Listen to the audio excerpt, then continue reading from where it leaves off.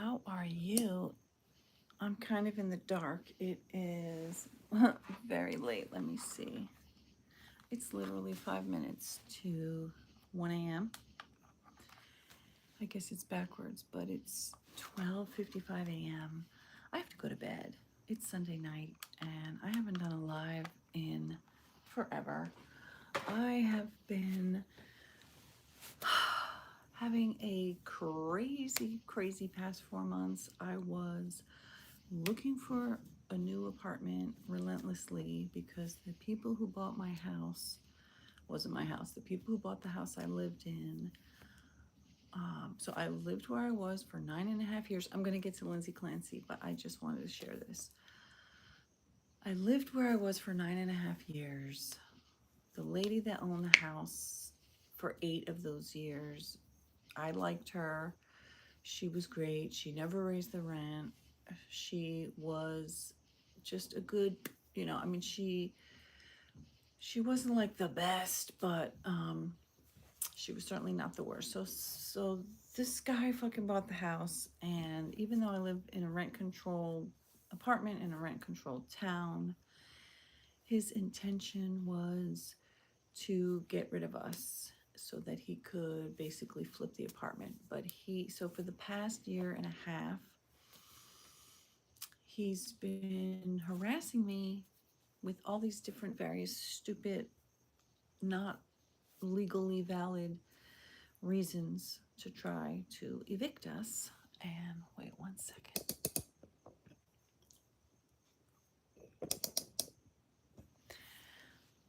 And so I've been looking for a new apartment. And so for the past 4 months, well, really since March, since the end of March, so April, May, June, July. So we moved about 3 weeks ago. It took fucking forever to find a good place. The rent is insane, and the move was insane. This was like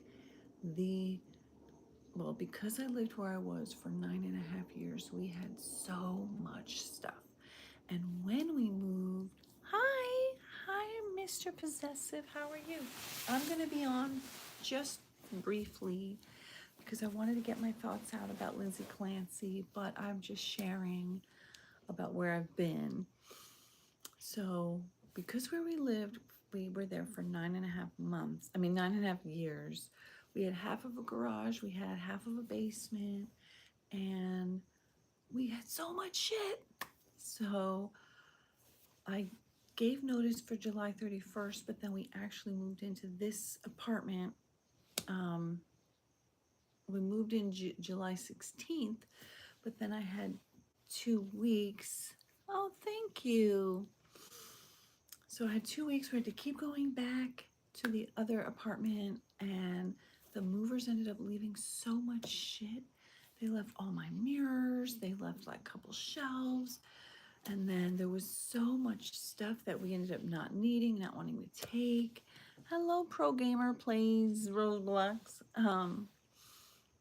So anyway, I am exhausted right now. I've been exhausted. Thank you for the star. And so what?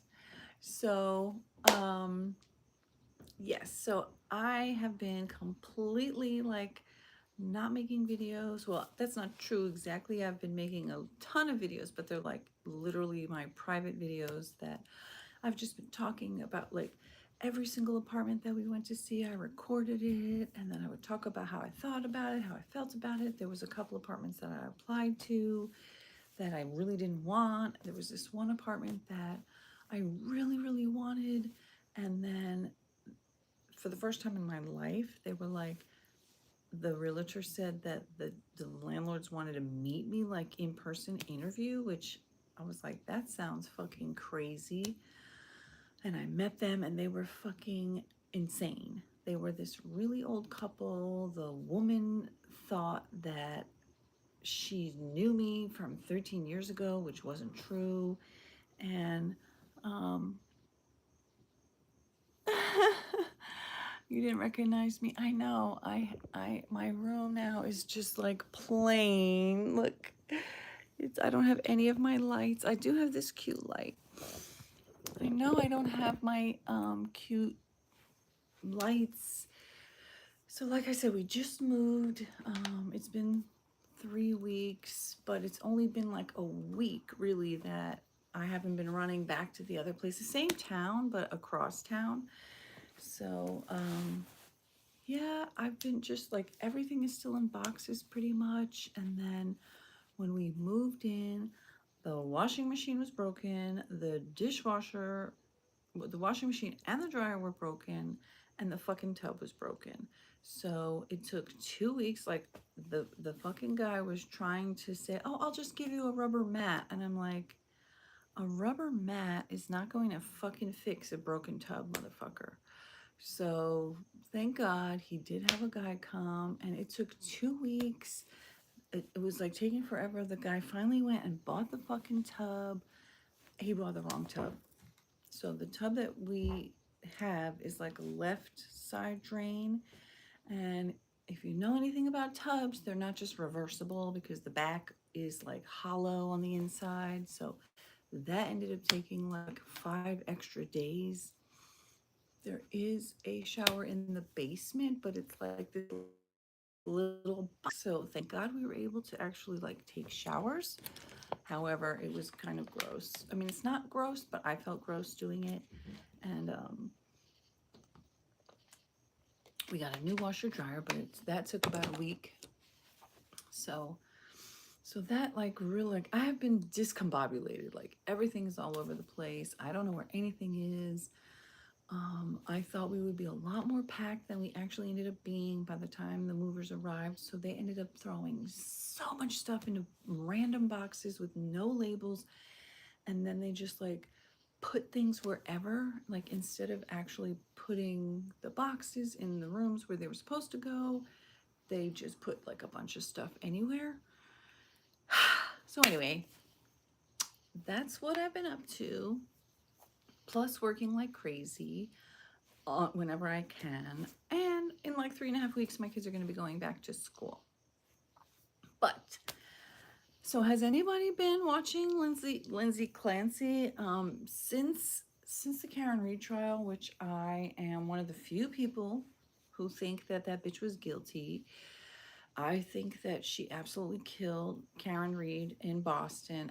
Well, Canton, Massachusetts. I believe that she actually did kill her boyfriend slash maybe about to be ex-boyfriend by like backing her SUV into him and leaving him on the fucking lawn in the snow to die. I believe that that's what she did, but she fucking got off. And um, despite my pale pink skin, I have a lot of negative feelings towards many women who are pale skin, and the world just seems to have like this incredible desire for anyone who is a pale skinned woman to not have to be held accountable for her crimes, like Wendy Adelson, who I believe hired a hitman to kill her ex-husband, Dan Markel. So there was a while where I was definitely watching live trials and I was really getting into that. And I kind of like, I even had a little tagline, the fine line between true love and true crime. But once, like, I got really disgusted over the fact that Wendy Adelson has not been arrested to this fucking day. But I was disgusted about that like a year or two ago. And then when Karen Reed got off, I was just like, oh, this is fucking bullshit. Oh, and then there was that other trial, Gerhard Koenig, and he tried to kill his fucking wife. What was her name? Ariel or Adrian? What was her name? And he didn't get off, but he got really light. So anyway, I'm kind of like, I've been over watching true crime. However, I heard about the Lindsay Clancy case and I got intrigued. It's very horrific. Um, Basically, She was married. She had 3 children, 5, 3, and 8 months old, and she was suffering from postpartum depression. She was going back and forth between um, different various doctors. Apparently, she wasn't telling them the truth, or she was telling them the truth. But so one night back in January of 2023, she asked her husband, could you go to CVS to get some medicine for the little girl who was having a stomach ache? And could you go get some takeout food for us? While he was gone, she, all 3 of her children, with exercise bands, she took them to the basement, and one after the other, we don't know, from what I've listened to the trial so far, they haven't said like the order of what. It is absolutely terrifying. And her 5-year-old, the 8-month-old, and then in a separate room in the basement, but was her husband's office, the 3-year-old was found. Oh, and then she gets a kitchen knife. She takes a bit of pills, but not enough. Not like from what I understand, from what she took, it was like nothing that would have killed her. Also she was a labor delivery nurse, and she cut her wrist, but she didn't do it this way. She did like a line like this and a line like this, and then she did a couple nicks on her neck, but it was like what they've called it was superficial cuts. And then, so the defense is claiming that she had a psychotic break, that she had postpartum depression, which became postpartum psychosis, which is apparently incredibly rare, and that in this craze, the moment her husband left, he had about an hour. She had about an hour of him going to CVS. And then he called her from CVS. She missed the call, but called him back and was like, oh yeah, get Miralax. Calm. But then he said, it sounded like she was in the middle of something. She was in the middle of killing the children. So she runs up to her bedroom. She does these superficial cuts. She takes a couple of pills.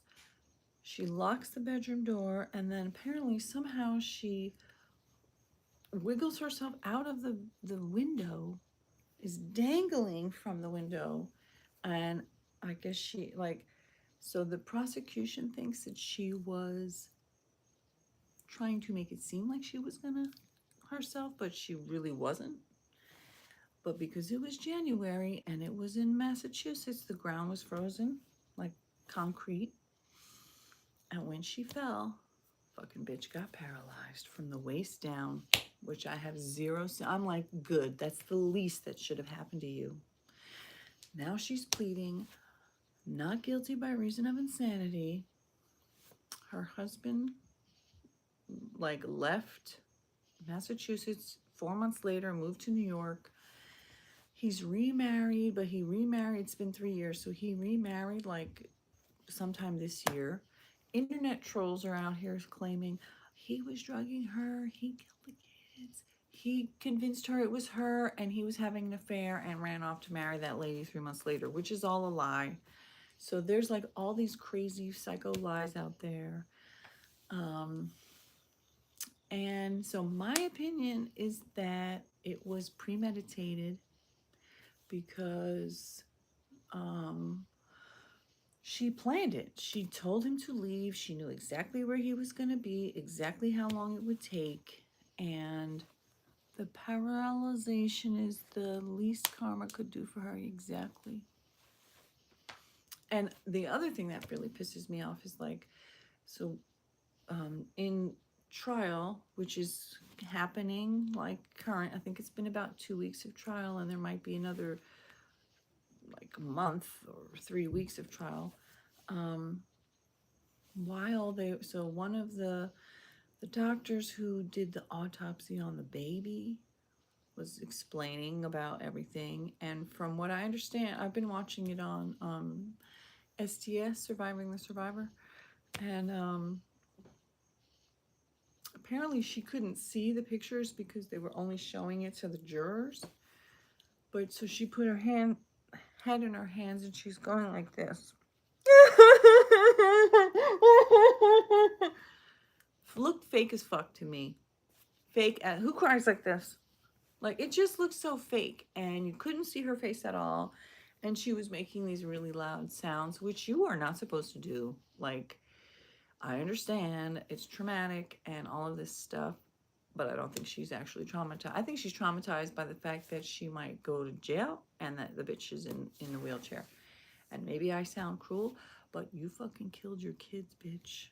You murdered your children. And she saw she saw doctors. So what the defense is trying to claim is that these doctors were incompetent and they misdiagnosed her and they missed stuff.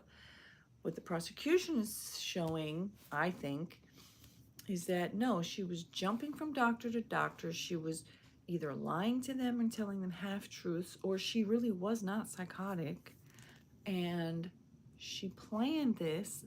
And because she was a nurse practitioner, she might have thought to herself, like, there was a Facebook post. Um, the wheelchair definitely wasn't part of the plan, but it sounds like she couldn't take care less about anything else. So they found a Facebook post during the investigation when the the one who was three, the middle child who was three, when he was 18 months old, where she was basically complaining about him and saying he's the most difficult human being I've ever met in my life. From the minute he wakes up, getting him out of his crib, getting him dressed, getting him breakfast, getting him, like, every single thing that she had to do was like, she's like, it's a battle. Every single thing's a battle.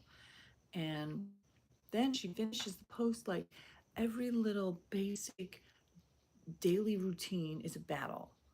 And in my mind, I'm like, I've had two children. I have two children. Like, when you're 18 months old, daily routine doesn't mean jack shit to you. You're a fucking baby. Like, trying to force a baby, a year-old baby, into a daily routine and getting frustrated because the baby isn't, like, down with your routine and blaming the baby. I mean, I have two kids. My younger son is a stress. He's 14. When he was a baby, he was a baby. Now he's a very, very, very rambunctious teenager. And I remember I used to have this friend who, she had two sons, and I used to hang out with her like every week, every other week, or whatever. And there was a few times where she would talk about the terrible teens. There was a few times where she told me how she felt like her older son, he was so difficult, and he was, and like, I really liked her a lot, but that just, like, felt so odd to me. Like, that aspect of how she talked about her son, despite having children of my own. Thank you. Um, you never knew your mom. Not really. She left me on your 10th birthday. That's sad. Well, the woman who was my biological mother was incredibly, horrifically abusive. And due to her abuse, she ended up losing custody of me and my sister. I was 4 years old, and my dad and the woman he married when I was a baby raised me. And so that lady, I consider her my mom. I've always considered her my mom. She's been raising me like the other lady, the abusive lady. I have had no contact with her for almost like 45 years, and or no longer. Well, in my like, throughout my youth, it was very stressful and terrible and stuff like that. But anyway, so I do know that a biological mother can be um, incredibly abusive and horrible. And not all mothers are good people or good mothers. And not to say I haven't made plenty of mistakes of my own, but um, so anyway, so those doctors who Lindsay Clancy saw, they did not believe that she had any signs of postpartum psychosis, which is different than postpartum depression. And it's also rare. Postpartum psychosis is rare, where postpartum depression is not rare. I personally, I don't like, from what what I went through, I don't feel that I ever had postpartum depression. What I did have, and I still do, like as soon as my first son was born, I began to suffer and still suffer from like flashes of like horrible things potentially happening to my child. Like not me, but like when I had my newborn and I'm like going to reach for a glass of water, and in my mind it's like flash of like, oh, what if I drop it on my son by accident? Or now that they're teenagers, well, they go with their dad like every Friday, and when they're with him in the car, I just like, I have fear. It's not just fear, but it's like visual in my mind of like something bad happening, so I like, what I've suffered from is like terrorizing thoughts of like something horrible happening to my baby and babies, and that's only just made me like kind of overprotective. And I think those flashes are just you caring so deeply about your children that you can fear the worst. Sounds normal, but I'm not a doctor, lol. Well, that, like, so when it was first happening, like when my firstborn was first born, I was like, ah, like this is so terrifying. It's so terrifying. It's like a constant, not constant, but it's like a regular video of like horrible things that could go wrong to my baby. And I'm like, I don't want anything to happen.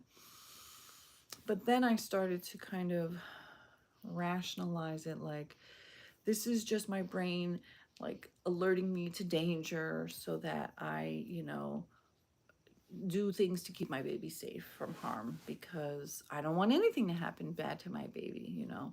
And even now, like, my son is a teenager and some of his friends are driving, and he wanted to go to the movies the other day, and I'm like, well, who's driving? He's like, my friend. And I'm like, you mean your friend's mother? And he's like, no, my friend. And I was going to drive him just out of like, I don't want you in a car driving with a teenager, even though he is also, well, he could technically have his license, but he doesn't yet. And I I was legitimately going to drive him, but I also, because I had just moved and I was like so behind on my work, and I was like, I had a deadline that I had to finish. I was working on a video. I edit videos for my client, which is another reason why I haven't been making many videos, because when I have time to make videos and edit videos, it's for my clients. Instead of doing these for free where I don't get paid, I get paid to edit other people's videos. But so I was just like, okay, I am going to allow my child to go to the movies with his friend, who obviously passed his driver license test. And he went, and I was nervous. I was nervous the whole time, tracking him on, Find My, and he was fine. But that doesn't mean that it doesn't, give me anxiety. But I try to, keep it normal, like, and I heard this quote years ago, and I don't remember who said it, But you're not allowed to see your friends? Why? That's sad. Um, what was I going to say? Oh, the quote. It's having a child is like your heart um, now existing outside of your body. And, basically, when you have a child, if you're a decent fucking human being, your father doesn't trust you. That's sad. Um, you know, you have a baby, and then it's like your heart is now alive in this other human being that's walking around. There have been plenty of times where I'm like, I don't want my kid to go anywhere. I don't want him to do things because I just want him to be safe. But then it's like, what kind of bizarre, crazy, like, I'm gonna, well, like you're saying, like, to me, isolating my child and not allowing him to have a social life and not try, like my older son plays sports, and every time he's playing sports, I get nervous, because I'm afraid that he might get hurt. But at the same time, it's like I have the ability to recognize, like, these are my fears. And if I um, turn my fears into rules for my child, then he's just going to have a horrible childhood, and he's going to resent me, and he's probably going to end up going no contact, because who the fuck wants a parent who never lets them do anything? It's unacceptable. And oh God, Air Force boot camp. That I would never. I feel like if either of my children ever wanted to go to the military, I would. I There's no way I would ever let my child into the military. I know that some people are like military families and stuff. There is absolutely no fucking way in the world that I would allow. I mean, obviously, if they're like a full-grown adult and that's what they choose and they do it, then I guess when you're an adult, I mean, when I was 18, I moved out. My parents were assholes. I mean, my mom and I are very close now, but yeah, especially not in this version of America. I would never I mean, any version of America, because every time they send kids off to war, I just realized like half of my face is in shadow, but it is 1 o'clock in the morning. It's actually 1:22 in the morning. Um, anyway, so back to what I was saying about Lindsay Clancy. She did, admit that she had, um, unaliving herself, ideation, thoughts of that. And apparently, you're in Florida. Apparently, he threatened me and told me he would disown me if you ever left. But is that a bad thing? If he, I mean, I get it. You don't want to lose your family, but if they're super abusive and, um, or maybe is he abusive, or is it more like he's overprotective? Is it coming from he's afraid of what might happen to you? Although it doesn't sound like that if he's sending you to boot camp. But I don't know.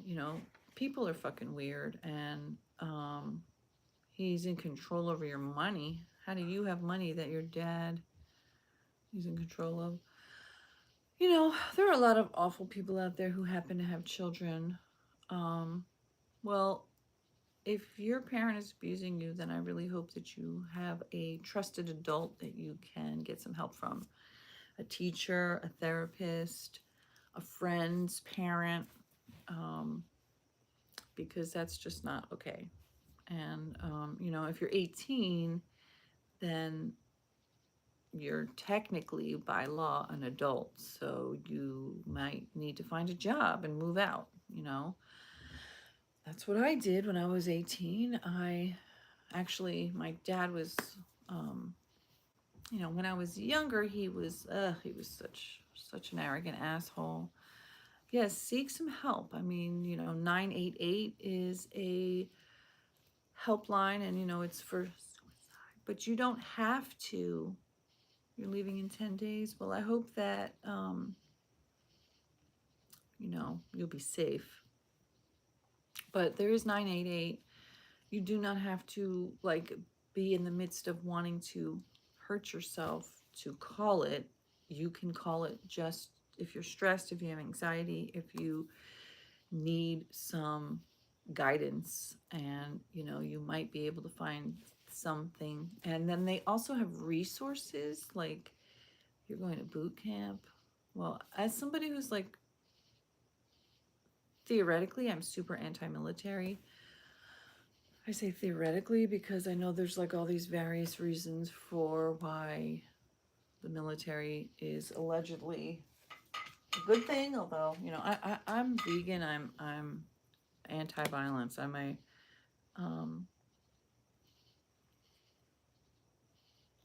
thought we were all just venting. Well, I am doing a live stream talking about where I've been and what I've been up to, and talking about Lindsay Clancy, and then you can be venting.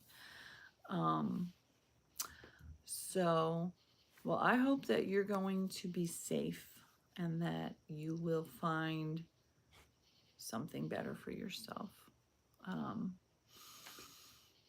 So good luck to you. Very.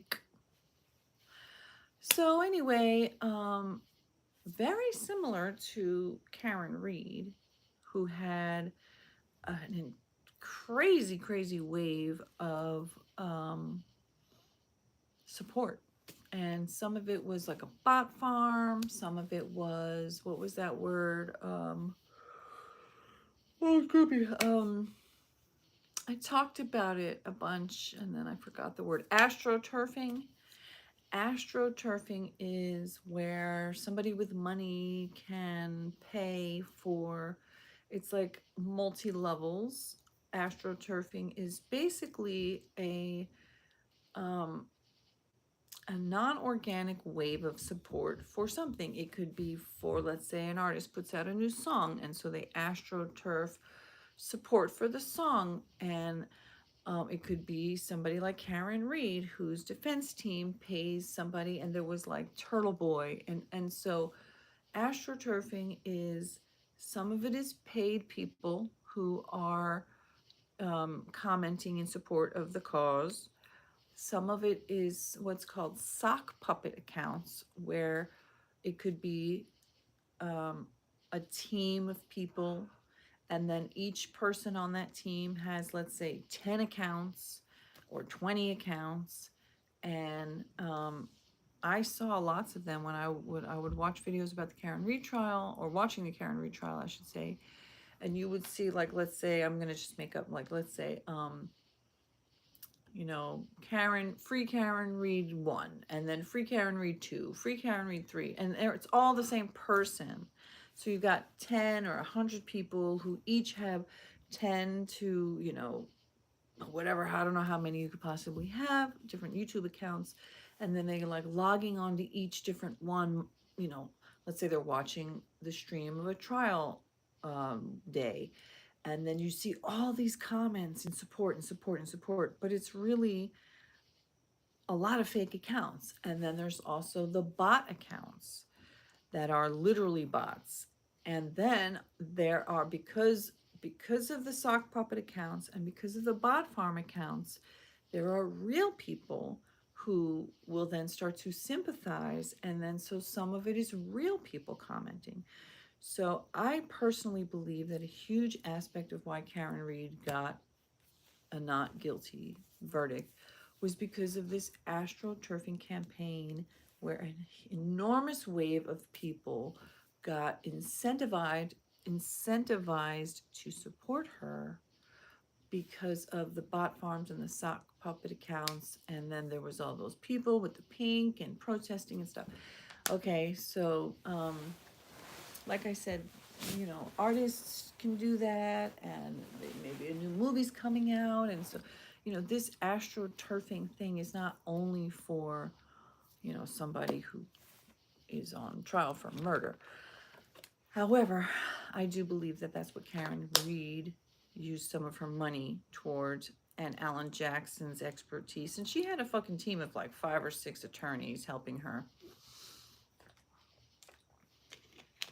and that Aiden Carney, Turtle Boy guy, and he had a huge following that he generated, spreading lies about all the witnesses and blaming them. And the reason, back to Lindsay Clancy, the reason I believe she also has astroturfing going on for her is because there is this lie, a very popular lie about her ex-husband, who she was married to and the father of the children that she murdered.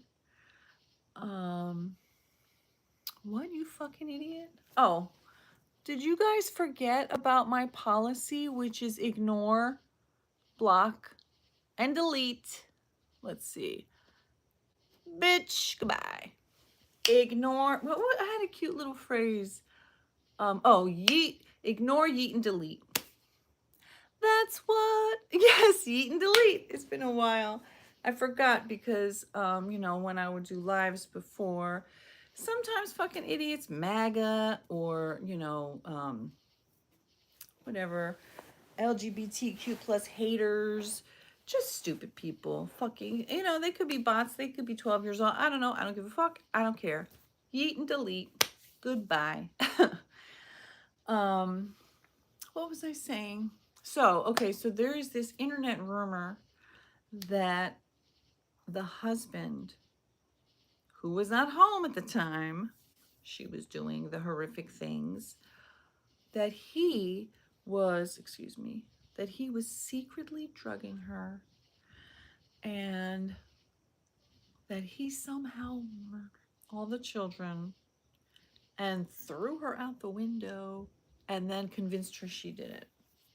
And there's literally people who are commenting. Oh, and then they also say he was having an affair and he moved in with his, and he married his new wife 3 months later. And none of that shit is true. And I did a little bit of research to see, like, why are people saying this? What is the basis? And it is true that he moved to New York from Massachusetts 4 months after what happened. But wouldn't you, if you were married and, like, he knew his wife was having struggles, he was trying to get her help. He spoke to the psychiatrists. He was concerned about the different medications that she was trying. He worked from home. There was this one lady,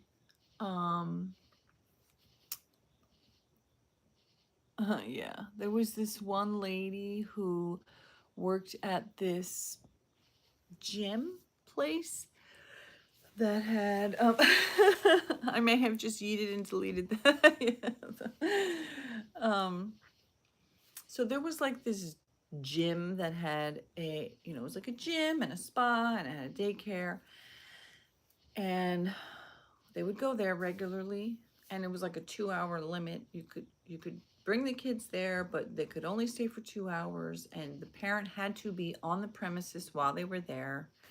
And they also had this policy of the parent who dropped the child off had to be the one to pick the child up unless they had some special, like, they explained it or whatever.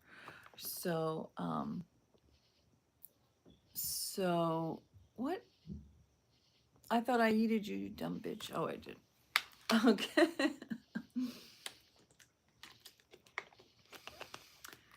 So, what was I saying? Okay, so the lady who worked there, who took care, she was like the child program director. So she was talking about how they came in regularly. A lot of times it was the husband. Um, and, he also worked from home. And so, oh, she also had a nanny. They also, you see what I'm talking about? These like bot farms where it's like one person will say a comment, I yeet them, and then there's another account saying the same exact thing that has nothing to do with what I'm talking about, that doesn't even make any sense, and it's just like, that's why, like, I don't get mad about it, because they're obviously either bots or just stupid idiots, or it's like, And because I'm talking specifically about Lindsay Clancy, this is what I'm saying. When you have astroturfing campaign, that system can, those trolls, they will like scan videos on YouTube and other platforms, and it will look for keywords. And then the trolls, whether it's a sock puppet account, again, like I said, a sock puppet, because it's like it's one person with many, many, many accounts. I didn't mean to do that. um, I'm trying to show that there's like a lot of socks, a lot of accounts with one person, or even a bot, like I don't know how sophisticated these programs can get, the code that you can write, but it's like, so I'm talking about this topic, and I do believe that there is an astroturfing campaign that is pushing out tons of support for Lindsay. And just like people were crazy, like, poor Karen Reed, poor Karen Reed. Karen Reed, I believe, was a drunk driving wackadoodle who, yeah, these trolls are pro Lindsay. Okay, Karen Reed was, I believe, a fucking jealous, enraged, drunk, crazy bitch. Totally different category in my mind of Lindsay Clancy, who like premeditated murdered her own babies. Like, Karen Reed is a horrible person, murderer. She's like over here. Lindsay Clancy's like, you know what I'm talking about? Like, not even in the same realm of awful. And yet, you've got all of these people, whether they're real people, bots, trolls, sock puppet accounts, and they just, and I also believe that there are millions of people out there who absolutely fucking hates to see white women held accountable for their crimes. Karen sounds recklessly horrible, but this other one is true evil. I agree. And I believe that she's evil to an even more evil level of evil, because I think that, remember I was talking about the Facebook post, the 18-month, when the one who was 3, when he was 18 months old, and she hadn't even had the third baby yet. She was already talking about how he was the most difficult person that she's ever met. And it's like, he's your fucking baby. I get it. Babies are exhausting, and nursing is exhausting. And there were times when I was nursing. This happened in 2023. January 23rd, 2023, I think, is the day that she did what she did. And, but so when I was nursing, there were times where I was so exhausted, and like you could literally feel I could feel my life force being literally drained out of me, because in a way it is, that's why you have to eat properly and drink you have to really drink a lot of water when you're nursing, and you have to eat good, healthy fruits and vegetables, a ton of them, and, really make sure that you're healthy. And, even then, it's so exhausting. And at one point, I was nursing 2 babies at the same time.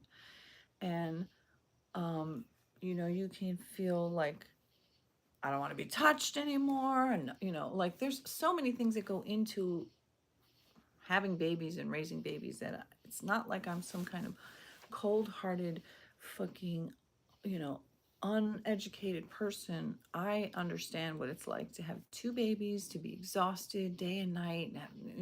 They're constantly like needing something from you, needing to be held, needing to be comforted, needing to be fed, needing to be changed, needing, new clothes, whatever it is. It's so exhausting.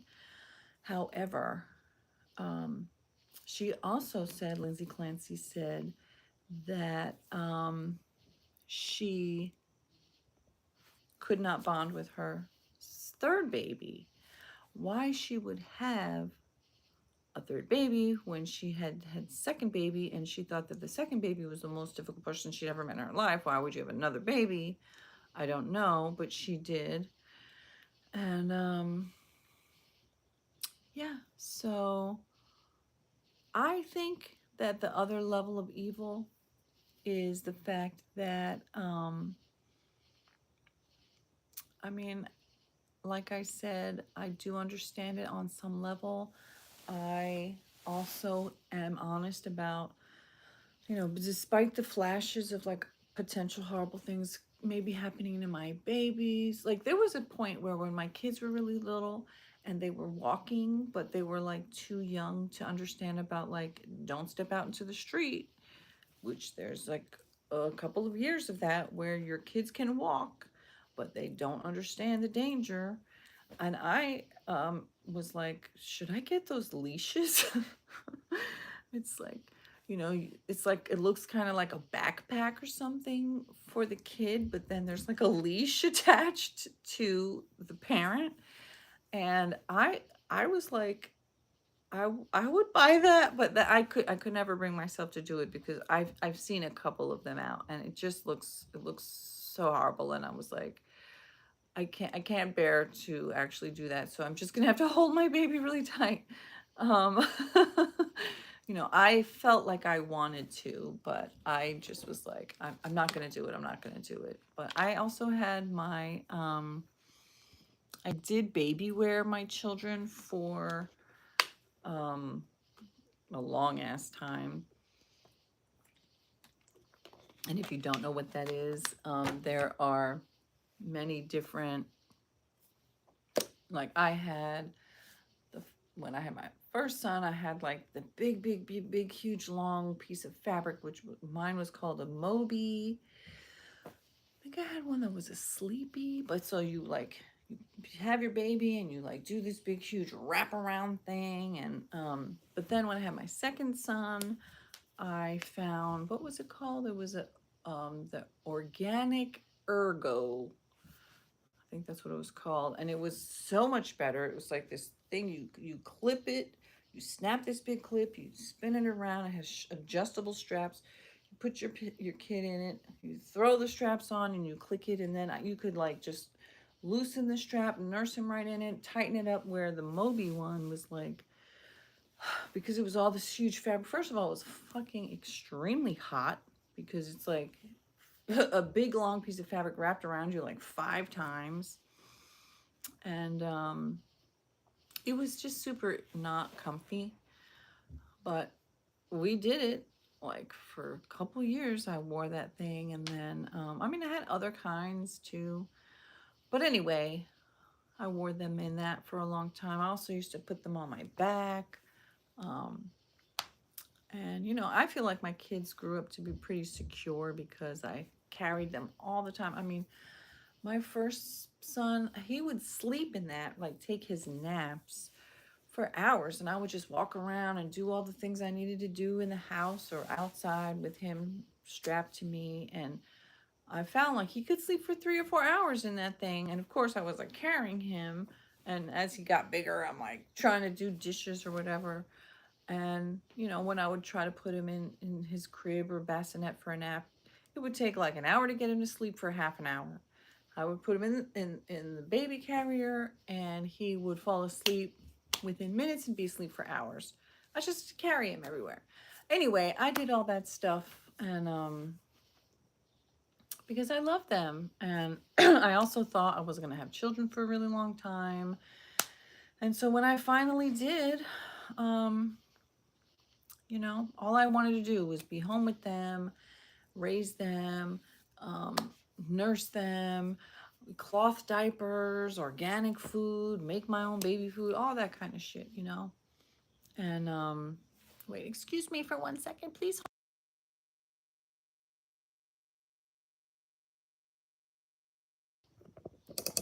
Thank you.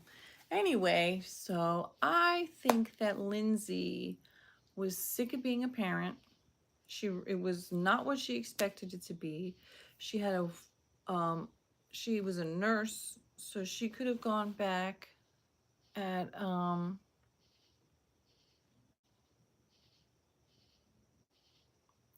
what made you want to turn on the camera and discuss tonight's topic? How often do you stream? Was the stream originally about Lindsay incident? I joined kind of late. What made me want to? Well, because I have been watching the trial for a couple weeks. I did want to talk about it. I do believe that are you telling me to be quiet on my own live stream? What the fuck, you stupid bitch?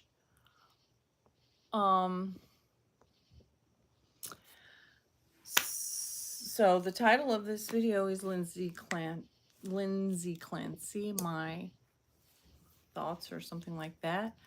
I started to talk. He's yeeted and deleted. Well, actually, I put him on a timeout, but usually I delete them. Because I have not done a live stream in months. I wanted to, give a little bit of update. So that's why I was talking about myself a little bit. But yes, this was to talk about Lindsay Clancy because for a while I was covering trials and I stopped because, like I said, when Karen Reed got found not guilty by that jury, that just like killed it for me because I was like, justice is not justice. And it really isn't.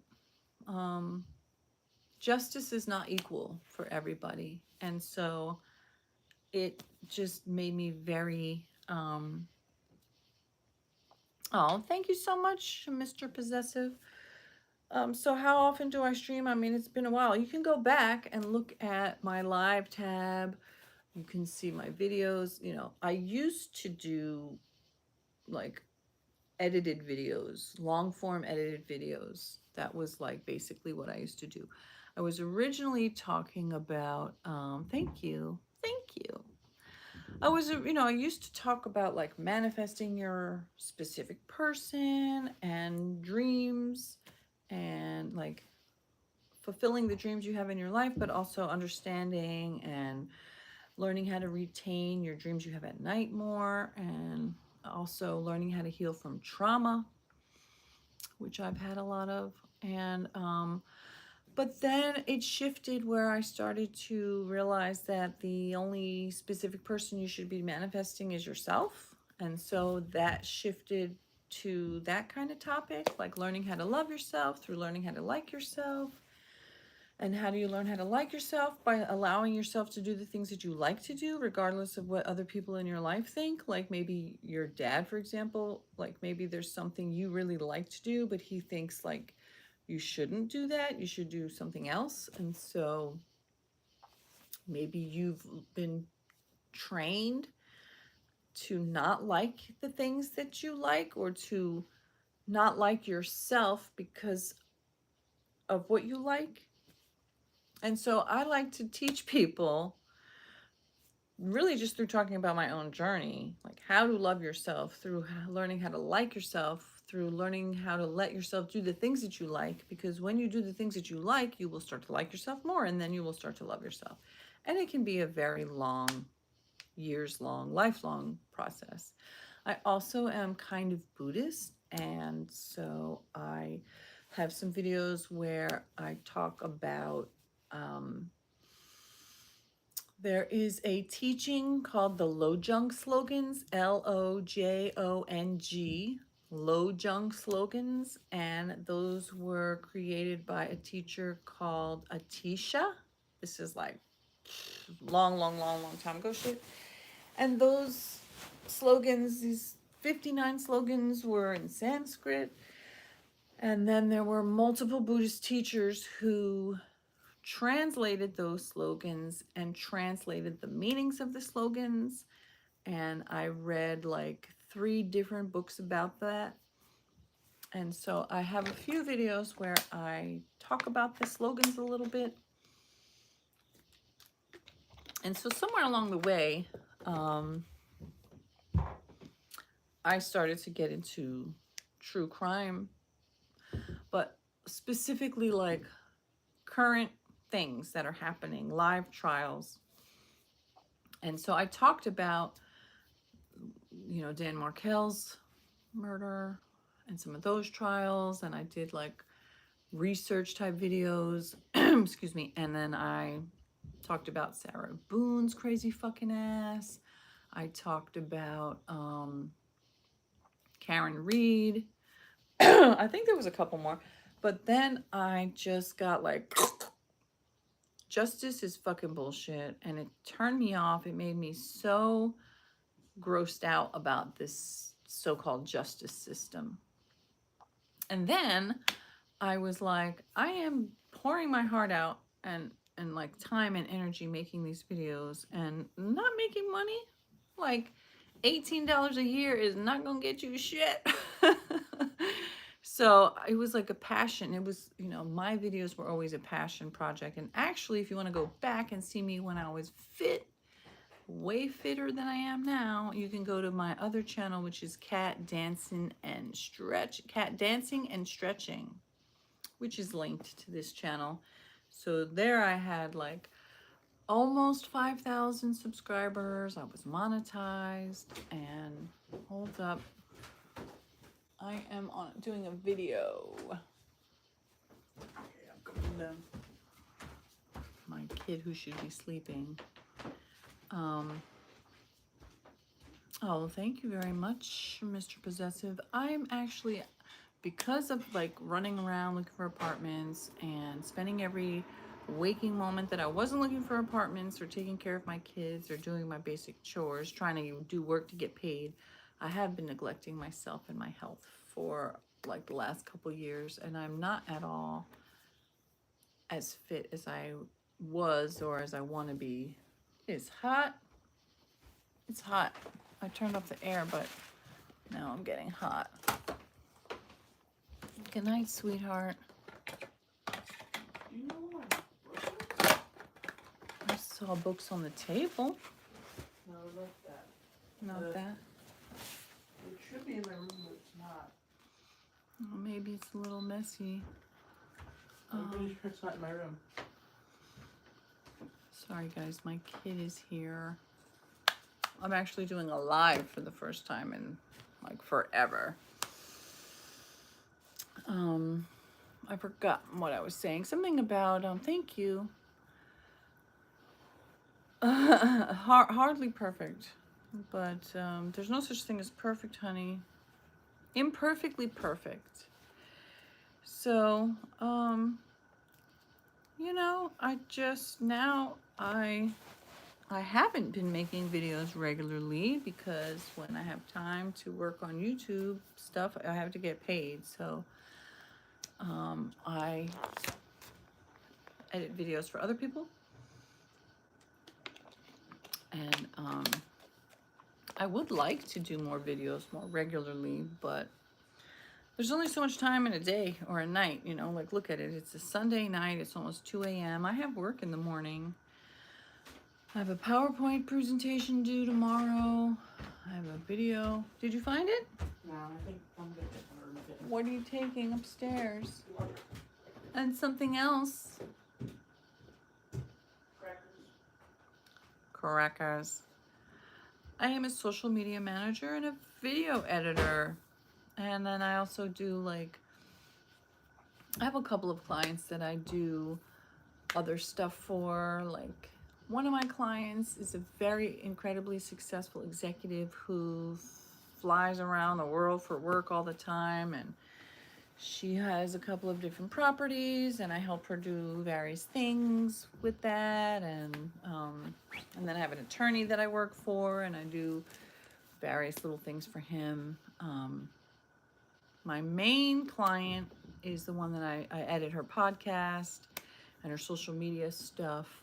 And, I'm really, I really need another big client, but because I was constantly looking for apartments, I'm telling you, since March, every waking moment that I wasn't working, taking care of my kids, doing basic stuff around the house, I was looking on Zillow for apartments, going to apartments to look at them, or, and then finally after that, I finally got an apartment. Like I said, there was one that I applied for and I got approved, but then there was so many like weird things about the apartment, and it just, I could not get my mind to like, I was like, there's no way I can pay this much money but have this many inconveniences that apartment would have brought. So I ended up turning it down. And then I found that other apartment with that weird ass couple. And one thing that they were like trying to do, that apartment was in a building that was the basement and the first floor. Well, the basement was like offices. The first floor was a medical space with multiple offices. And while there was no active businesses inside that commercial space, it was still, lights were on, electricity, heat and hot water, everything, was functioning. And then there was a second floor apartment and a third floor, like little apartment. So the second floor apartment, it was so nice. It was big, and it wasn't perfect, but the price was really good. It was a decent location. And then those motherfuckers wanted me to pay 65% of the heat and hot water for that entire building, which by the way is illegal, which I didn't know at the time, but I found out, like it is illegal for a landlord to make their residential tenants pay for their commercial space. So, and then, like I said, I went in person and met those fucking bitches. And like the popular thing now, I mean, I guess they've always advised it, but landlords now can say they want you to make 3 times the rent amount in order to rent it to you. And I did. I think I was making like 3.5 times the rent amount. And then they rejected me. And at first I was so mad. And the realtor was like, well, she thinks that 13 years ago you came into the space and you were trying to rent the retail space, and she remembers you from that. And I was like, the fuck? That was not me. I'm like, 13 years ago I had 2 fucking babies that I was stay-at-home mom taking care of. Like, no, I was not trying to rent retail space. But I think that the real thing was that during that interview, when they were talking about, well, they were saying the current tenants, there was 2 women in there, and then there was a single guy who lived in the 3rd floor by himself. And they were like, well, the 2 ladies pay 55% of the PSE&G, well, of the heat and hot water, and the man pays, what did I say, 55-45. And so he was like, since there's 3 of you, we're gonna up it to 60-40. And then the fucking wife, and these people were like 80 years old. The wife was like, 65. And I was like, 65? And at the time, didn't even like truly, well, no, that's when I said, I was like, I'm like, well, what's the bill? Where does the bill go? And he's like, the bill comes to me. The whole building gets one bill, and then he divides it up. But in my mind, I'm like, wait, why would I pay 65% of this entire building when I'm only living in 1/4 of it? And then him and the wife started speaking in some other language, which I don't know what it was. And hello, Cohen Hines. And she's arguing that I have to pay 65%. He's saying no, 60%. And I'm like, what the fuck? And I'm like, but I don't understand. Like, why would I pay 65% of the whole building? And so I think that really turned them off, because this shit is illegal, but I didn't know that. And when I left the meeting and I spoke to the realtor, and who was there in the meeting, not saying anything about this is illegal. And what I can say is ignore, yeet, and delete, motherfucker. So I looked it up. I looked it up online. Like, can a landlord make a tenant pay for the heat and hot water in their commercial space? And the only way you can do that is if it's a commercial tenant. Like if I was renting space from them in their commercial space, then you could have me pay a portion. You can't have them pay the whole thing. But anyway, so that shit was illegal as fuck. The realtor should have known that. So I was like, this is a shady ass fucking realtor, because she should know the fucking law of real estate since she's a real estate agent. And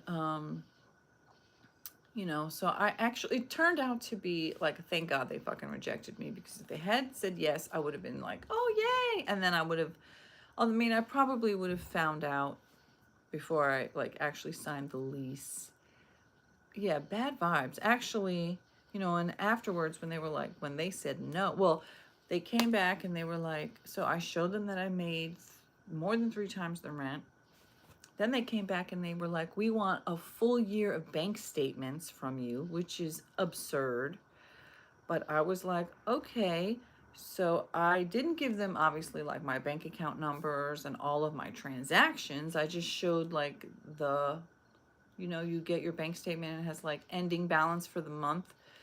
So I just showed them that, all 12 of them. Then them motherfuckers had the nerve to come back and complain.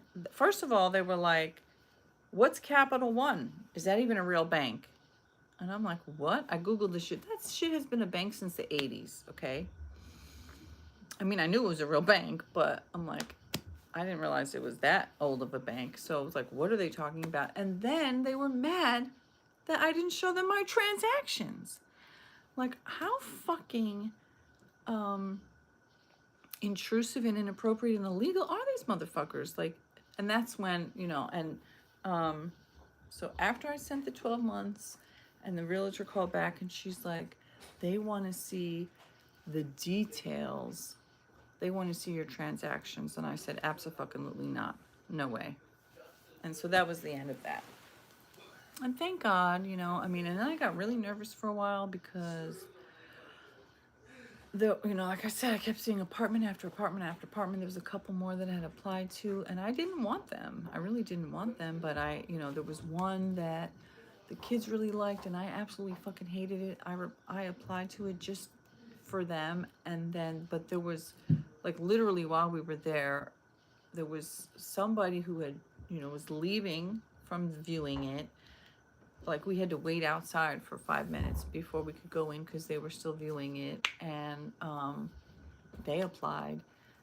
And then there was some other family that was like come right behind us, applying. And so they had so many different people to pick from that, yes, so many red flags. Well, you know, the military is providing free, it's not really free though if you think about it. You are putting your whole entire life on the line. Like, I pray that you'll be okay and that you get the best education you can, you get the best set of training. Hopefully you make some lifelong friends and you learn some good skills and you learn how to be an independent adult, and that you can get the fuck out of there as fast as possible so that you don't pay with your life or limbs, because that's unfortunately what free housing is actually, you know, the fine print, and it's not that fine. So best of luck to you. You're welcome. You know, but a lot of people who go to the military are able to, you know, you travel, you get life experience, you meet a lot of different kind of people that you might not necessarily meet if you hadn't gone, and you have access to education. So I'd rather hand over a few stacks of my life or limbs, but best of luck to you. Yeah, I mean, you know, the town that I live in is incredibly expensive. And because of where I had lived for 9.5 years, obviously rents are like double now. So that was another reason why I was looking at so many apartments, because I was like, so I'm going to have to pay twice as much to get like half of what I'm getting. I'm going to have to pay more for less. I am going to pay double the rent and get bullshit. And so, because I didn't have like an absolute cutoff date, because, like I said, that stupid fucking landlord was trying to evict me, I could have stayed longer. I had an attorney. I could have gone to court, but it had already been going on for a year and a half. It was so stressful, and it was just a matter of time. Like, what they did was, so when they purchased the house, it was an LLC, but when you're an LLC and you purchase a two-family home, you cannot claim that you're going to move in. And you, like, when you buy a rent-controlled house that has tenants living in it, you inherit those tenants, and you inherit the rent control. You inherit the amount of rent that I was paying from almost 10 years ago, which is obviously a lot less. And you know, like, basically they could not just evict me legally. I had to either break my lease somehow, damage the apartment, or there is one way where you can legally get them out, which is if you yourself, as the owner, are going to personally move into that home and live there for 6 consecutive months. So you cannot move in if you're an LLC, because an LLC is not a person. Excuse me one second.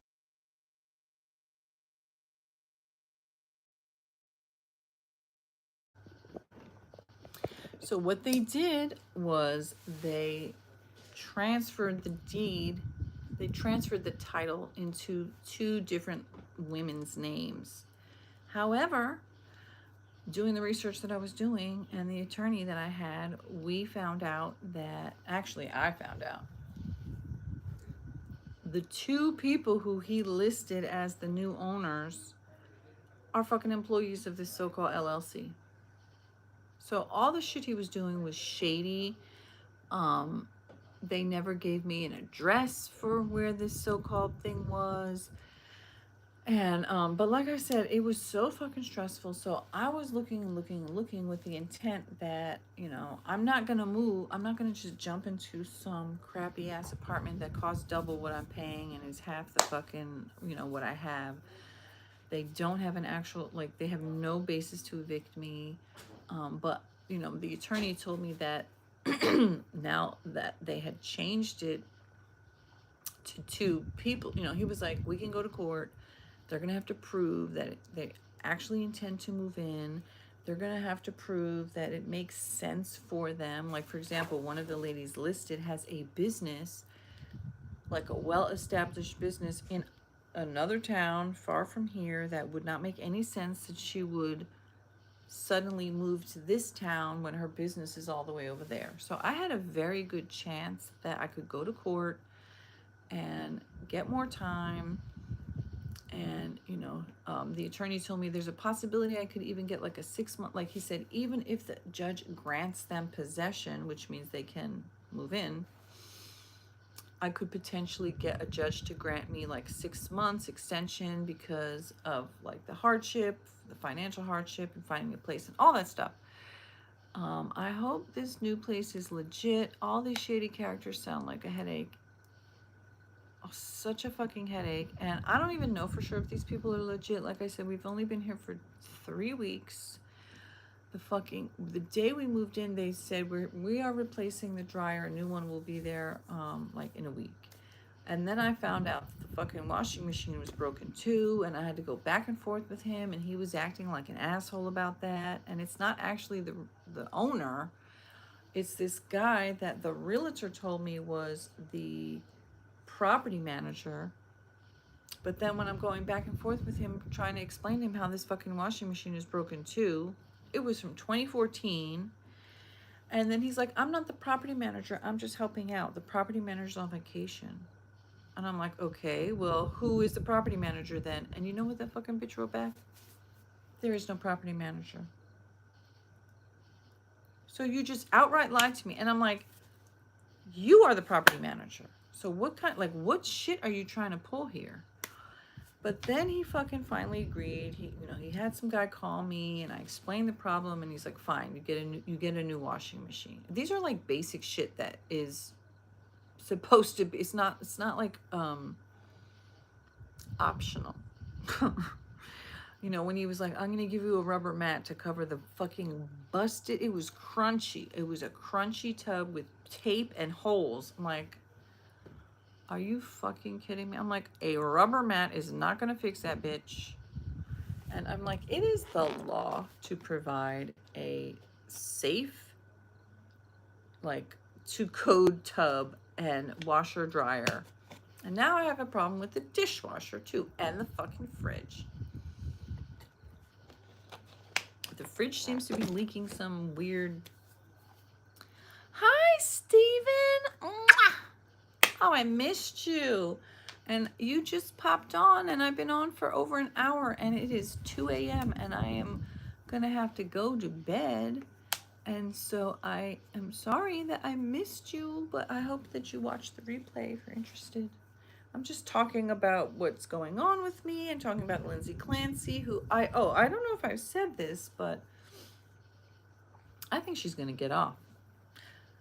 She's not gonna walk free because the bitch is in a wheelchair now. She's gonna roll free. That's what I believe. And if she gets found not guilty by reason of insanity, then she will go to a mental hospital, but she could literally get out in 6 months, in a year. She's gonna roll free. Yep. Luckily, she'll be paralyzed for the rest of her life, but that still does not begin to, that's not justice. There's the trolls online who are like, she suffered so much, she suffered enough, she suffered enough. What do you mean she suffered enough? I hope to catch you when you're streaming next. Do you usually stream this late? I don't usually do nothing, honey. Unfortunately, I have, that's the one thing I've never been able to like have a set schedule for this channel, because like I said, this was a passion channel. This is a passion channel, it's monetized, I can have members and I can have super chats, and it's very random, so just turn on post notifications. Yeah.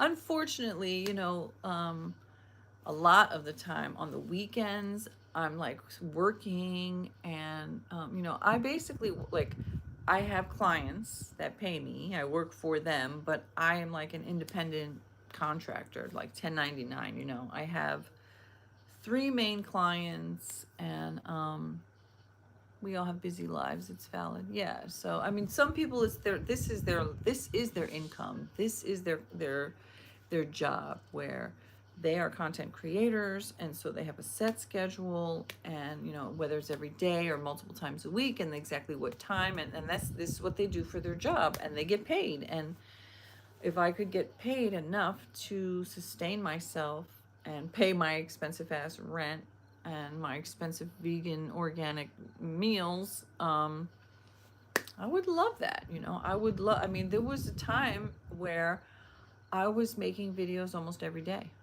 and I had like my schedule. I was like, I have my clients, but I was like, I'm only going to work Monday through Friday, 9 to 5 for my clients. And then everything else, nighttime, weekends, I would just make videos. I would spend hours and hours on some of these videos. Like if you go back and you watch some of my long stream content, I'm showing like court you know, clips from court, commenting on it. I was doing research and, you know, reading articles. I mean, I was spending hours and hours. Like, I was probably spending like 20 to 30 hours a week working on my channel.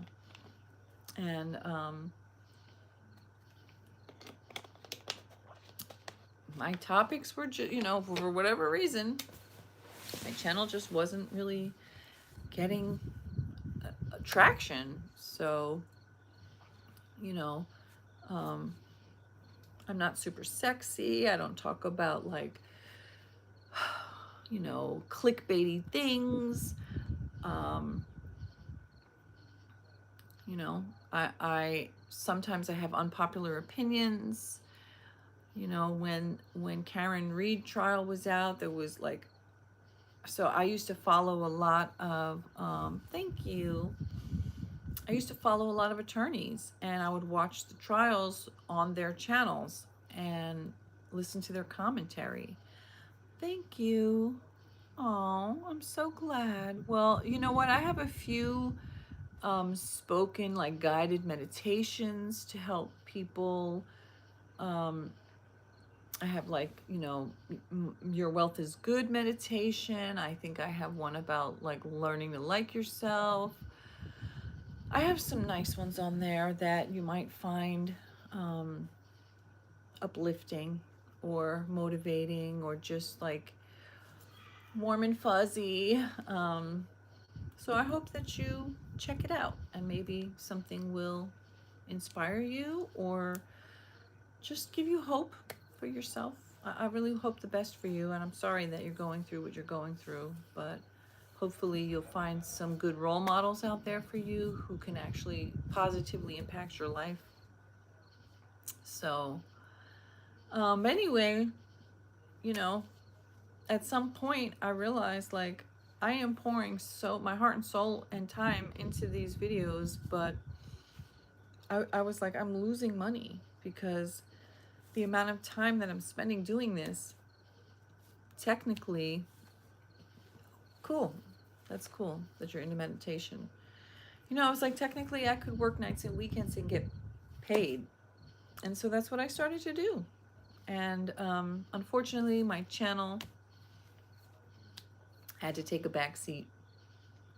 Oh, well, thank you for saying that, Isabella Wu Lamb. And, excuse me, I have like a bubble in my throat. If you check my other channel, Cat Dancing and Stretching, Cat Dancing and Stretching, I think it's an N. It's been so long, I don't even remember. KAT, Dancing and Stretching. Like I said, I had gotten monetized. I had on Woo Lamb. Oh, okay, cool. But unfortunately, like, and I used to just dance around in my living room. I wasn't, you know, sometimes I was doing yoga. I got into trying to do headstands for a while. And then YouTube, like, I was monetized and things were going, I was like, yay, I'm finally, it took me forever to get monetized. And then they fucking demonetized me because they thought that my content was sexually explicit. Well, basically it said like, even though my content itself wasn't explicit, because other people might use it for self-pleasure, they fucking shut my shit off. So it's demonetized with like no chance of ever getting monetized again. And so somewhere like before that had happened, I had created this second channel because, so I used to have my one channel and I started off talking about the things I wanted to talk about, and then sometimes I would dance and stretch, and sometimes I would talk.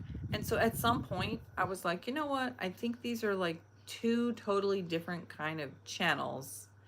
And I just felt like it just was not cohesive. So I was actually at the time I was Cat Love Living Peach. Thank you. So my channel was Cat Love Living Peach. And so I thought, okay, well, the one where I talk about dreams and manifesting and all that stuff, I'll be Cat Love Dreaming Peach. But then after a while of that, I was like, Cat Love Living Peach probably doesn't make any sense to anybody. Oh, originally, my channel, I was the Lovely Opinionated Vegan Evolving, or the Lovely Opinionated Vegan Evolution, which is LOVE, which is where the love comes from. But that was such a mouthful. So I've been through multiple like variations. And so I made the second channel, which was Cat Love Dreaming Peach. And then over time I was like, nobody knows what the fuck Cat Love Living Peach means. And I wasn't really talking about veganism. So I was just dancing and stretching. And so that's what I made it, Cat Dancing and Stretching. And then that one got demonetized and I stopped posting over there. Unfortunately, I stopped dancing and stretching. How long have I been vegan? For 17 years. And I was vegetarian for 18 years before that. And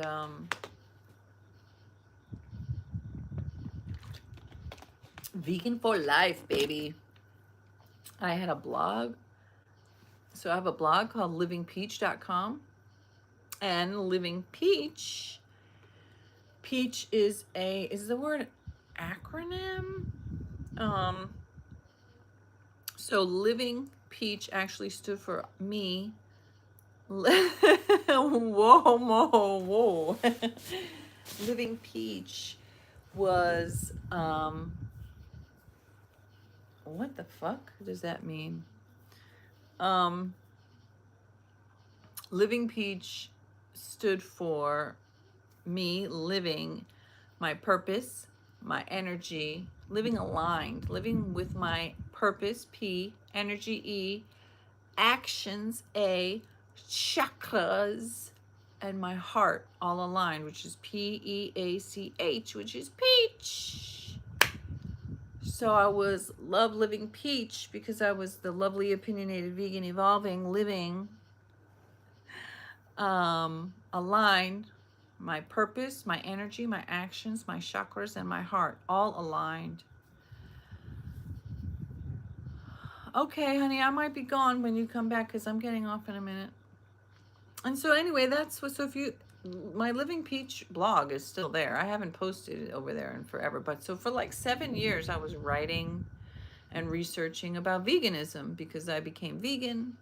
And actually what happened was my big meat-eating brother and I had this argument discussion one time many years ago when I first went vegan, and he asked me all these questions which he did not want the answers to. But when he was asking me all these questions about veganism, I realized like I actually don't know the answer to any of these questions. And so because I was myself and I wanted the answers, but I also knew that he didn't actually want to hear the answers, I started a blog. You know, nobody in my family was vegan, and nobody in my family is vegan. Well, my kids are vegan. But so anyway, so I started a blog, and then I started my channel. I started my second channel. So here I am, and it has been so long since I've posted. It's been months since I posted a live. Why did I post it tonight? Because I just had the energy to do so. And I'm watching the Lindsay Clancy trial. So, but this time I'm watching it not with the false belief that justice is justice, not with the naivety that when I was watching, you know, Donna Adelson's trial, and I thought that Wendy would be arrested a week after Donna was convicted of the murder. I was like, Wendy's next. Well, nope, she's not. She wasn't. And then, you know, Karen Reed, and I saw the wave of support for her in the comments on every live stream, you know, Peter Tragos, lawyer, you know, was supporting her. Emily D. Baker was supporting her. This guy, Carl, what was his name? Carl something. God, I forgot. I must have blocked it out. Steinbeck, Carl Steinbeck. I had so much respect for him because he talked about 100 points of guilt on Wendy Adelson, and I absolutely thought that he was,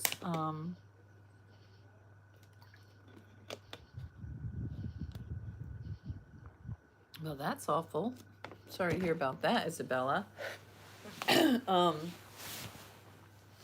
and then he just, like, the fact that so many attorneys were so pro Karen, I was just like, what is happening? Like, how is this happening? And actually, I got run over by a bike when I was like 5 years old, and I still have a little scar, but it's very small. That hurts like hell. I hope you'll be okay. But anyway, you know, I saw how the crowd of protesters in pink every day. Like, how are you going to be a juror and not be impacted by dozens and dozens of people who are protesting in her favor? And, you know, the thing about jurors, like I learned this from profiler Pat Brown, who I really like, and is on YouTube. She's amazing. But so I was having thoughts like this, and then I saw a video of hers where she talked about how jurors are, while like independently they might be educated people about various things, when a jury is selected, it's like 12 random people who are not educated about whatever topic it is. And they specifically pick people who are not highly educated about the topic. So, for example, Lindsay Clancy is claiming that she had a psychotic break, that she was suffering from not just postpartum depression, but from postpartum psychosis, which maybe it was because of the kids, maybe it was because of all these random drugs, maybe it was, but nobody diagnosed her with that. No one in her life thought that she was suffering from, like, okay, so there was this other woman named, I think her name was Letitia. I don't remember her exact name right now, but so she was convicted. I gotta go back. She did something similar to her two children, a different manner. She used a knife. And same exact judge. She was found guilty. Thank you, Isabella. Well, good night, and I hope you feel better and heal quickly. This same judge who is presiding over Lindsay Clancy's case, and this other woman was a black woman. She had been previously diagnosed as schizophrenic at least once, if not more. Many people in her life knew that she was like unhinged to like an insane level. Bye. And yet the judge refused to allow her medical records in, so the jury didn't see it. And he sentenced her to 2 life sentences without parole, which I'm not saying I know, I'm not saying that I have an opinion about that lady's guilt or not. I'm just saying that a similar case, and her conviction was overturned like 3 days ago because of the fact that he did not allow all this evidence against her. And it was a black woman. And now here's this white woman who had no previous diagnoses of any mental illness and saw multiple doctors. None of her friends thought that she was anything more than tired. You know, she complained of insomnia. She complained of, I think she did tell a couple people, or even a doctor, like she did have thoughts of unaliving, but that she didn't have a plan. And, you know, she downplayed it. So my thing is like, these doctors did not, you know, and doctors don't go off only what you say, they also go by your presentation, meaning how they see you presenting yourself.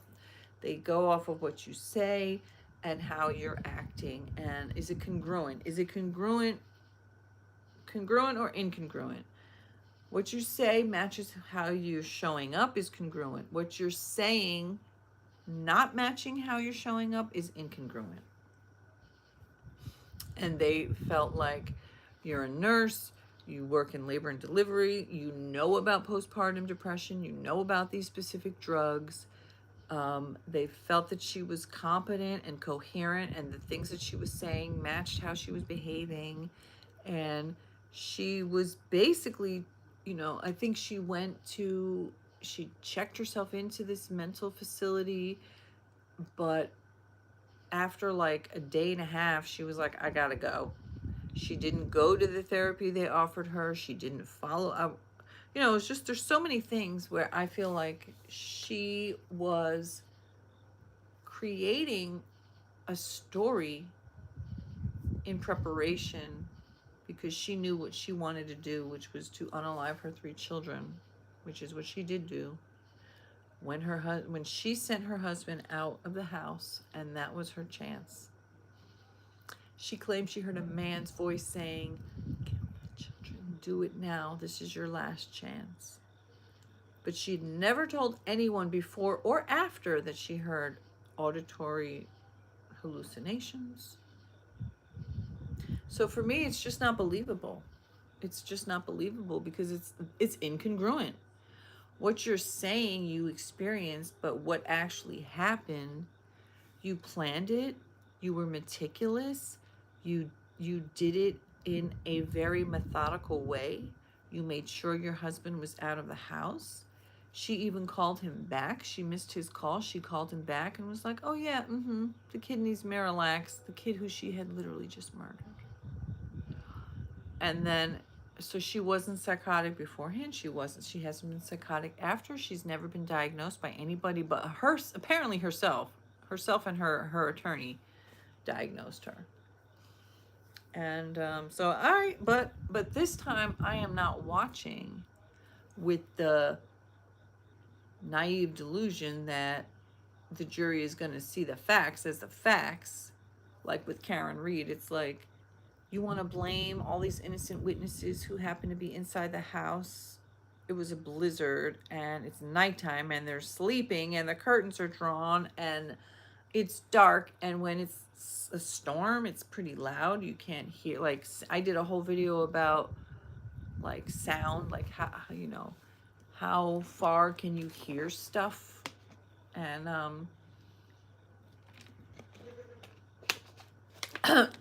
yet there people are believing the most ridiculous thing, that this whole family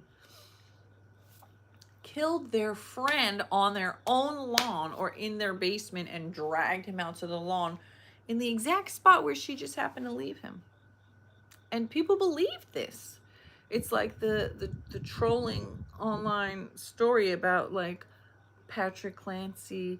He was drugging her for months, secretly drugging her with the drugs that she went to the doctors to get prescriptions for and then didn't barely take.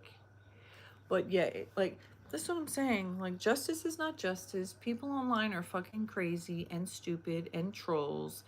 And so I'm just watching this as sort of like, I don't know, I guess I got sick of watching about politics. I mean, I still watch Don Lemon every day, and I watch Joy Reid every other day, and I watch Midas Touch sometimes, and there's like a bunch of other people I like listen to their things, but it's gotten really, really just, I've gotten burnt out of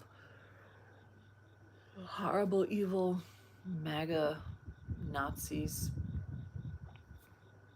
So I've been watching this trial, and I think she's gonna it's probably gonna be a hung jury or not guilty. And I'm thinking it's much more likely she's gonna get found not guilty, because America hates to hold a white woman accountable. They really do. So that's it for me. It's been 99 minutes. 99 minutes of minutes on the wall, and I'm gonna go to sleep. Thank you for being here. I hope that you enjoyed my half shadow face without any cool lights. I mean, I have this super cute lamp. I could show it. Look at how freaking cute this is. I just got it yesterday. Now it is unlike my other cool ones. So this is a rechargeable, not sponsored. Look, it's actually glass. Let's see, do I have anything?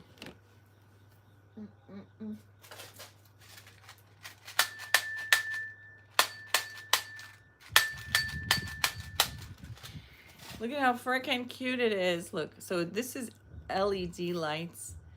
So you cannot replace this light bulb, but look, you can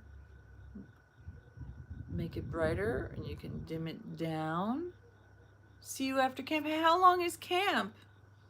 Verek, how long is your camp? And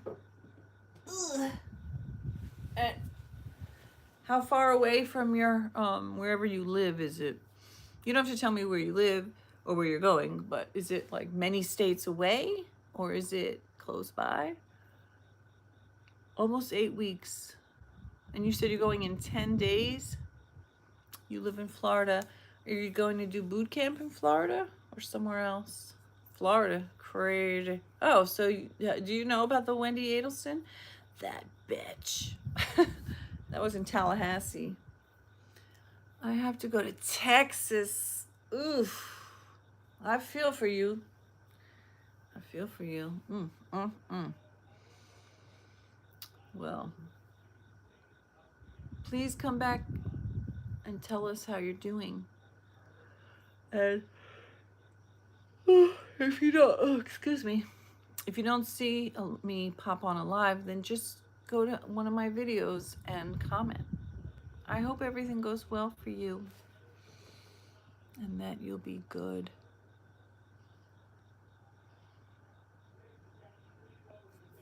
It's not a man's job, honey. Men are trash. Come on. Wait, so you're a woman and your dad wanted you to go to boot camp? I mean, Steven, if you're there, I love you. And Mr. Possessive, I love you. Not all men are trash, but most men are trash. Anything a man can do, you could do better. Run circles around those bitches. Come on, you got it. Men want you to think that there's no such thing as a man's job, honey. Okay? Now, what I would feel nervous about is being in that environment around all those fucking meatheads. And with Pete Hegseth, the military has become even more misogynistic. You're very welcome. I really hope the best for you. That's pretty scary. So, but you got this. I mean, damn, just the fact that you're willing to do it, even though you're saying you were pushed, you're still gonna do it. So,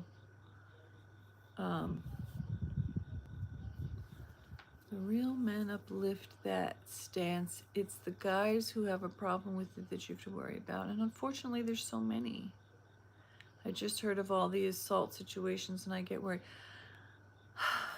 You have every reason to worry, but, worry is just, anxiety about something that hasn't happened, which is like, what I was talking about earlier, like when I have these flashes of awful things potentially happening to my children, which is just like, oh my God, it's like so terrifying. I have to just remind myself, like, I'm okay, I'm safe, my children are safe, and I don't let myself spiral out in fear about a scary thought of something that hasn't happened. So I know that, living and breathing in that environment is going to be really a challenge, but hopefully, you know, you really grow from it. And, you know, men can be horrible, misogynistic. The patriarchy is just disgusting. I hate it so much. And, you know, I'm at the stage in my age where I'm just like, men are just not worth the effort. Um, and I just don't have any interest in, you know, the way I look at a man is an unpaid job. A man is a fucking burden. A man is draining. Most men are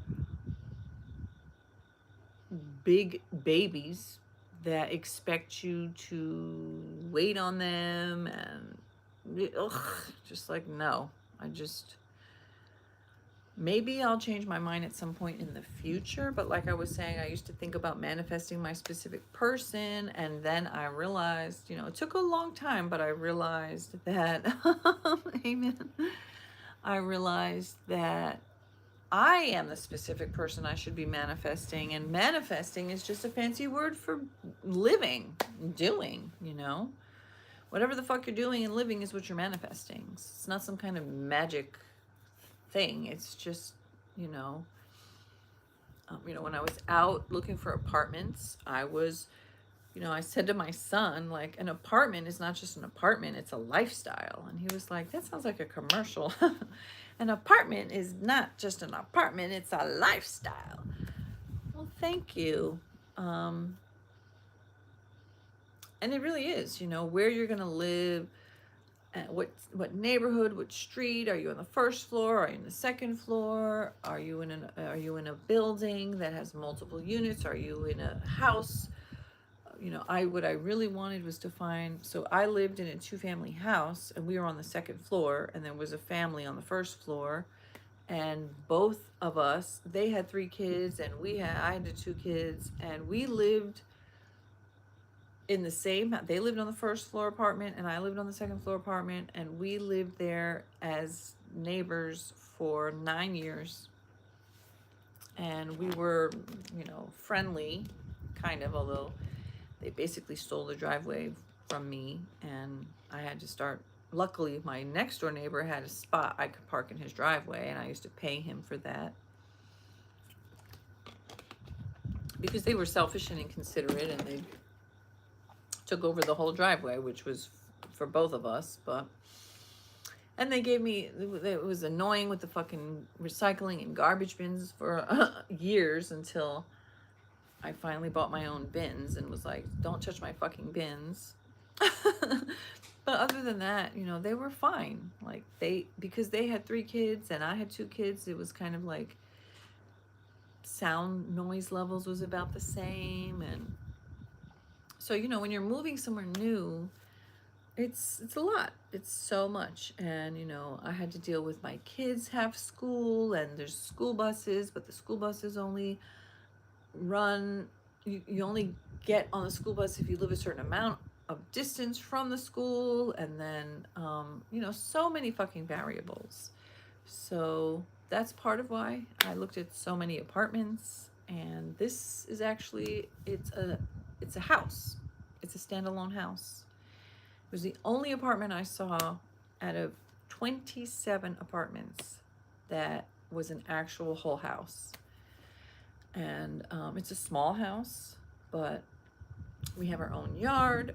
We don't have to share. I have a 2-car driveway I don't have to share. I don't have to worry now. Like, so I really wanted to be on the 2nd or 3rd floor, and now I'm on the 1st floor, but the people above me are my kids, and they're fucking loud. We have a basement. It's, you know, it's so much more private. It's a whole different kind of lifestyle when you don't have downstairs neighbors that you have to, like, think about noise. Or, you know, sometimes the downstairs neighbors, like, they went through this period where they started playing music at midnight every night for a couple weeks, like out of the blue. I don't know why they started to do that. And it was like, what the fuck are you guys doing? You know? And actually, I had a little bit of a text exchange argument with the lady. Like, I'm like, I don't understand why you're suddenly playing your music super fucking loud at midnight. Like, there's literally a town ordinance that's like, she wrote back like, sound is sound. And I'm like, no, bitch, there's a town ordinance, like 10 p.m. no more loud music. That's a fucking law. You could get evicted for that shit. I didn't say that to her, but like, if you, that's one of the things, like, it's hard to get people out of their apartments, but if they are like literally creating a disturbance and constantly blasting loud music at midnight, you can get evicted for that. So when I was like, no, bitch, it's the fucking law, and I Googled or sent her the fucking town ordinance, like, read it yourself, they stopped. She was like, oh, I guess I was wrong. And so now I don't have to worry about that. The other night, my kids were with their dad, and it was like 4 o'clock in the morning, and I was awake. And I was listening to a YouTube video, and I was like, I'm gonna go take a shower, and I thought, it's late, and I don't have to worry about turning my volume down to almost nothing because I'm nervous that the fucking downstairs neighbors are gonna hear me. But anyway, so that's that. Thank you guys for being here. I hope you enjoyed this, and maybe I'll pop back on sooner than later. I don't know. It all depends on how things go. Mwah! See you. Bye. Don't forget to hit like, share, and subscribe. Sleep well to you too. And all the best to you. Please write back and let us know how things are going, okay? And we'll be checking in with you. Thank you, Mr. Possessive. It's so good to see you too. And Steven, if you're still there, mwah, mwah. I love you, and I'll see you in the next one. And we out.